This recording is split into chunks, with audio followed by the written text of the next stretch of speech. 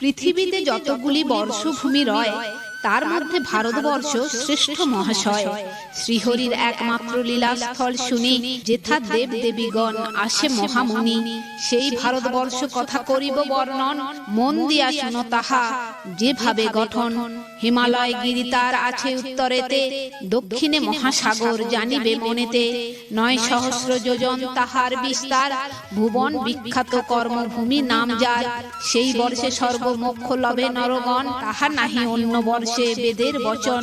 সুপ্ত কুলাচল আছে এহেন ভারতে, তাহাদের নাম বলি শুনো অবহিতে। মহেন্দ্র মলয় সহ্য ঋক্ষ শক্তিমান, পারিপাত্র বিন্ধগিরি ওহে মতিমান। তির্যক ভাব স্বর্গ মোক্ষ মধ্য অন্ত আর, নরকাদি করি সব ওহে গুণাধার। তাহার আয়স্ত হয় জানিবে সকল, হেথা নরগণ ভুঞ্জে স্বীয় কর্মফল।